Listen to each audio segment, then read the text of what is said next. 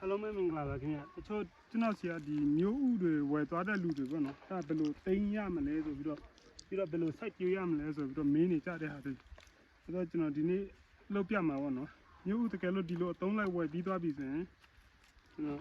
တကယ်လို့မစိုက်ဖြစ်သေးဘူးပေါ့နော်မစိုက်ဖြစ်သေးဘူးဆိုကျွန်တော်တို့မြေမြုပ်ထားရမယ်ကြာအရေးရတဲ့နေရာပေါ့နော်အရေးရတဲ့နေရာဆိုဥမာတစ်ပင်အဒီဖက်မှာရှိတယ်ကျွန်တော်တို့တစ်ပင်ရဲ့ဒီမြောက်ဖက်ချမ်းဟိုဖြစ်ရမှာအခုနေတာတိုတဲ့အတွက်နေရာဒီကျွန်တော်တို့တောင်ဖက်ကိုသွားတဲ့အတွက်ကျွန်တော်တို့မြောက်ဖက်ချမ်းဆိုပို့ပြီးရေးရတယ်။မျိုးဆိုကျွန်တော်တို့ဒီလိုမျိုးမယ်ဆိုရင်အဲ့တော့ဒီပေါ့ပြားဒီတစ်ချက်စာပေါ့နော်ဒီလိုအနဲ့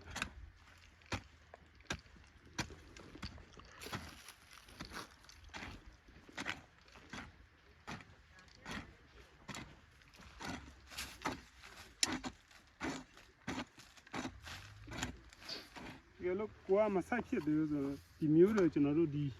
အရေးရတဲ့နေရာမှာမြုပ်ထားရမှာပြမိုးကြမှာစိုက်ချင်တယ်ဆိုရင်ပေါ့လို့ပေါ့အမြင်မြုပ်ယုံလေးတို့ဆိုရတယ်ထောင်ပြီးတော့ဟိုဖြစ်လိုက်ပေါ့ဒီပုံစံနဲ့အဲ့တော့ဥမာကိုကဝယ်ထားတယ်နည်းနည်းများတယ်ဆိုလေညာခက်ကြဲလေးဟိုဖြစ်လိုက်ပေါ့ခက်ကြဲလေးပေါ်ပြီးတော့ဒါမျိုးသူတို့မြုပ်ယုံလေးမအပေါ်မှာနည်းလဲမလောက်ဆိုရတယ်အဲ့ဆိုရင်တို့တောင်ဒီပြန်ပို့လိုက်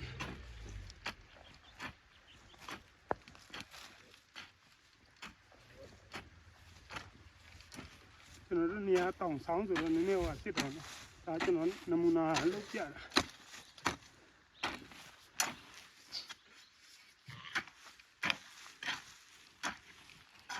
အမျိုးဖို့ပြီးသွားဆိုကျွန်တော်တို့ဥမာဒီကောင်ကြီးဒီနည်းနည်းရအောင်ဒီညက်တွေပါဒီနည်းနည်းဖုံးထားလိုက်ကျွန်တော်တို့ဒီမိုးကြတော့မယ်ဆိုမှပြန်ပြီးစိုက်တာပေါ့နော်အဲကြောင့်ဒါမိုးကြမှာစိုက်ချင်တဲ့လူတွေအတွက်အမျိုးဒီထိမ့်သိမ်းတဲ့သဘောပေါ့နော်အဲ့လိုမျိုးပုံစံလုပ်ရမယ်ဗျပြီးတော့ဟိုကကျွန်တော်နမူနာလုပ်ပြတာ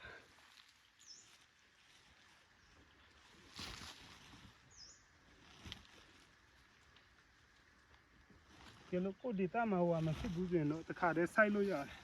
တခါတည်းစိုက်လို့ရတယ်ဆိုတာသူကအားနဲ့ချက်အားတာချက်တော့ရှိတယ်အဲ့တော့ဒီချိန်စိုက်လိုက်မယ်ဆိုကျွန်တော်တို့ဒီတိုင်းမြေတူးပြီးစိုက်ရမယ်မြေတစ်ချက်လောက်တူးပြီးတော့ဒီလိုစိတ်ပိုင်းလေးပဲနော်ဒီလောက်စိတ်ပိုင်းလေးဒီလိုစိတ်ပိုင်းလေးဒါမျိုးထည့်ပြီးတော့ဒီလိုလေးမြေဖို့ပြီးစိုက်ကြုံမယ်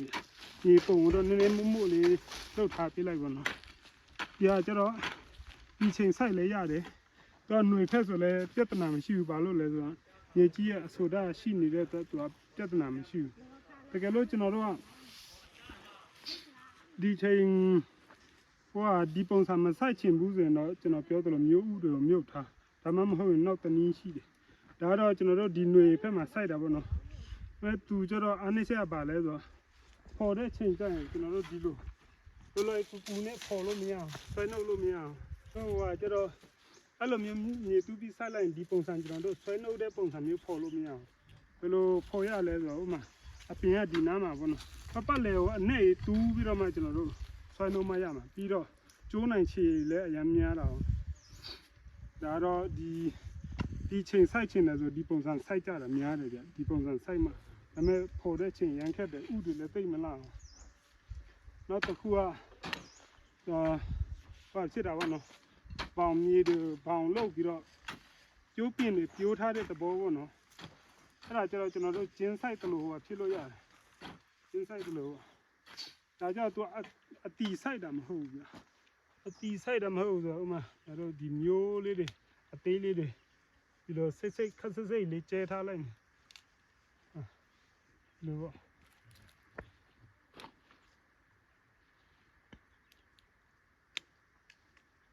ဒီလိုတေးလေးတွေကျဲထားပြီးဒီဘက်မြေပြန်ဖို့သူကျတော့အစပိုင်းမှာရည်နည်းနည်းပေးရမယ်ဗျဒါပြိုးထားတဲ့သဘောပေါ့နော်ဒီဘက်ဆိုလည်းအပင်ပြန်ချခဏပုံစံအတိုင်း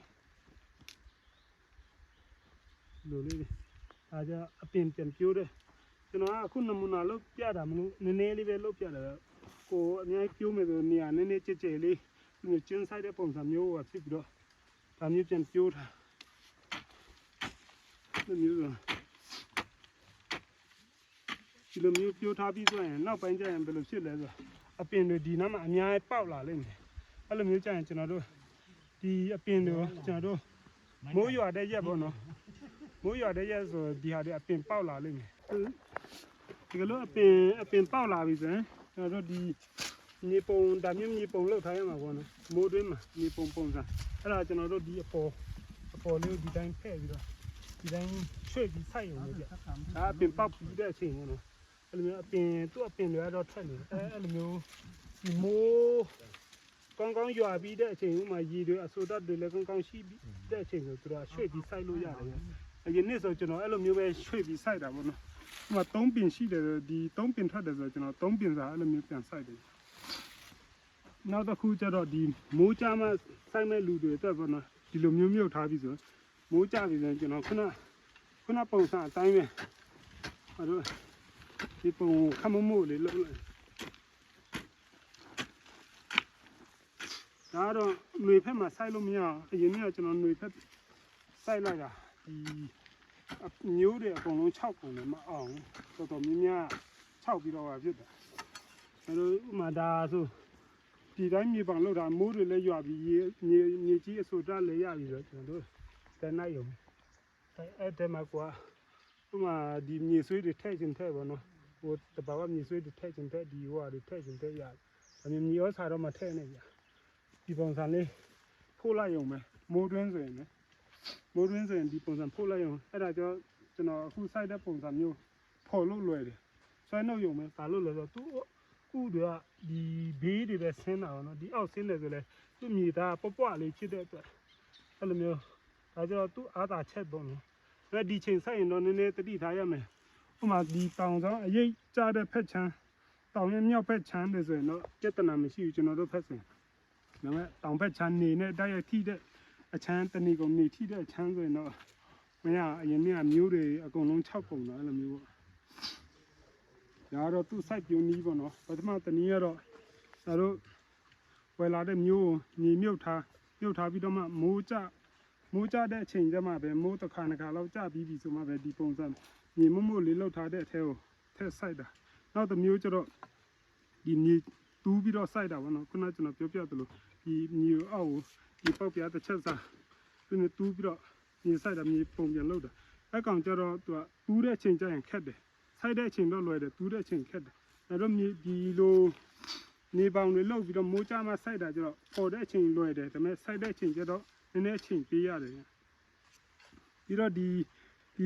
ပြိုးထားတဲ့ပုံစံကလည်းဒီခုနကကျွန်တော်မြေပေါင်လောက်ပြီးစိုက်တယ်လို့ပဲသူကပုံစံအတူတူပဲဒါပေမဲ့ဒီကောင်ကျတော့အပင်ပေါက်မှစိုက်တာပေါ့နော်အဲ့လိုစိုက်နီးရတော့အဲ့လိုလေးပါပဲဒါရင်းနှစ်ဆိုရင်ကျွန်တော်တို့အပင်ခွဲထားတဲ့ဟာတွေ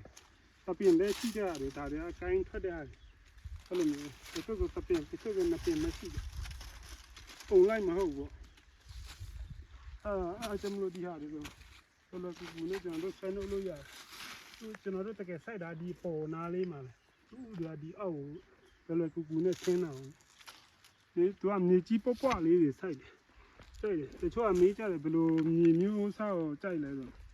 သူကဒီလိုမြေပွားလေးတွေကြိုက်ဟိုမှာကန်လိုက်ဒီအမုံချစ်နေတော့ကျွန်တော်တို့ဖက်ဆိုမြေအရင်ပွားတယ်ဒီတောင်ဆောင်မြေရောပြီးတော့ဒီအမိချမ်းမြေတွေရောအကုန်လုံးဒီပုံစံတွေသူကဒီတဘာဝမြေဩစာတွေဝဝလင်းလင်းဟိုရှိတဲ့မြေတွေဆိုဒီပုံစံဖြစ်တယ်ဗျကျွန်တော်ဒီနေ့ကတော့ဒီမြေတူးစိုက်တဲ့နည်းကိုမသုံးပါအောင်ခုနကကျွန်တော်ဒုတိယနည်းပေါ့နော်မြေတူးစိုက်တဲ့နည်းကိုမသုံးပါအောင်ဘာလို့လဲဆိုတော့ဖော်တဲ့အချိန်ကျရင်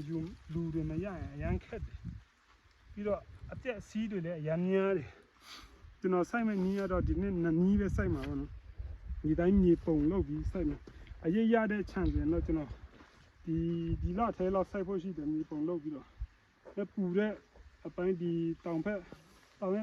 ချမ်းပေါ့နော်ဒီဖက်ချမ်းဒီတောင်ဖက်ချမ်းနေထိုးတဲ့ဖက်ချမ်းဆိုရင်တော့မစိုက်သေးပါဘူးအရေးရတဲ့ဖက်ချမ်းကျွန်တော်အရင်စိုက်မယ်ပြီးတော့ဒီလိုမျိုးခုနကကျွန်တော်ပြိုးပင်လုပ်တယ်လို့မျိုးအဲ့လိုမျိုးတွေလည်းကျွန်တော်ပြိုးထားမယ်ပြီးတော့ဒီမျိုးဥတွေလည်းဒါတွေဆိုကျွန်တော်အိမ်အတွက်ကျွန်တော်တို့စိုက်ဖို့အတွက်ပေါ့နော်ဒါပြန်မြုပ်ထားမှာပါ တချို့ကကျွန်တော်အပိုင်းသေးလေးတွေကကျွန်တော်တို့ကဒီပြိုးပင်လိုမျိုးလှုပ်ထားမယ်ဒါတွေကျတော့ပြန်မြုပ်ထားမယ်မိုးကြမှာစိုက်ဖို့အဲ့လိုမျိုးစီစဉ်ထားပါတယ်ဗျစိုက်နေရတော့ဒီတိုင်းပါပဲဗျဒါပေမဲ့ကိုယ်ဒေတာပုံမူတည်ပြီးတော့